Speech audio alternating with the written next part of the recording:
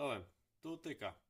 Witam Was w Quick Stick Performance. Po dłuższej przerwie zabieram się znowu za typa czwartego. Rzeczy przyszły z obróbek.